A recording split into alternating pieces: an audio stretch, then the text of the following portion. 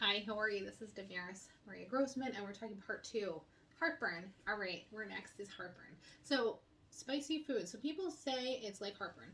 I consider it back to when I was pregnant, and I think of it as I had a huge belly and I got a lot of heartburn because it was like all sitting there. So, imagine obesity. You have a very large visceral fat here, and it is causing this weight onto your stomach. Same issue, but what this is it's making your stomach smaller. So you are eating, most of the time it's because you have too much fatty food or oily, or it is too big portion and your stomach is smaller now. So now it's trying to imagine it's as if you had lap surgery or you are having a smaller portion.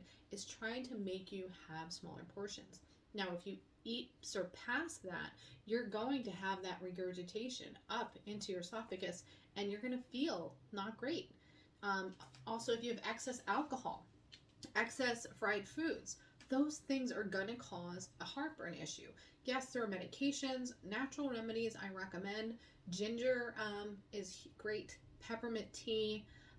If you have to go on the prescription side, there's Pepsid and types of things to coat the throat and the stomach. And really, it's really about modifying what you're eating with that. When you do that, you'll notice you won't have those issues. When I don't eat like that or any of those, I have never really had many side effects because I really watch about what I put into my body and I listen to it. This is about listening to your body and thinking about what you're doing each and every day. If you're not serious about the changes, you're not going to have changes. And that's me being very real with each one of you. So next would be dehydration or something of that nature. Now, again, that's because you're not hydrating. Your body is slowing down in a way because it is closing. The glp1 or GIPs are having reduced medical, the stomach is getting smaller and it's causing a mechanical mechanism of action where the stomach has metabolism way slower. So it's going to slow down. So you're going to have dehydration if you don't hydrate that body because it is already in a slower process. So you do want to make sure that you do this and that you hydrate all the time. Very important. The next one that's big is constipation because it slows down. So that means we need to make sure we're not slow. So to make sure you're not slow, you need to take some magnesium, fiber, juices, cleanses. I like pineapple and strawberries, but and you kind of mix it up. Cucumbers are delicious with or a green quality juice. I don't say just juice, but like a smoothie to kind of clean your system out. Things of that nature to help with constipation. Because when you should be going every single day, there's no reason why you shouldn't be going every day. And if you're not, I want to know what you're eating and drinking.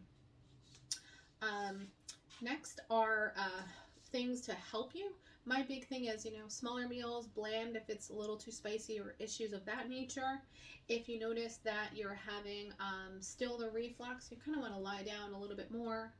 My best time to take these medications are like on a Friday if you work a Monday through Friday job, Friday afternoon or in the evening. So the next day you're waking up on your weekend and you're feeling okay.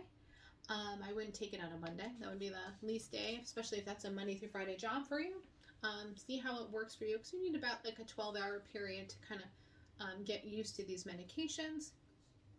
And, get yourself outside just like anything else. I want you to modify your diet. I want you to drink, hydrate, really put in at least 20 grams of fiber per meal. That is very helpful. And don't forget that just because once you start to lose some of this satiety and appetite does not mean that you're not eating. You still have to bring nutrients into your body and as quality as it can be. So those are my top tips for you for this. Next video is going to be on contraindications.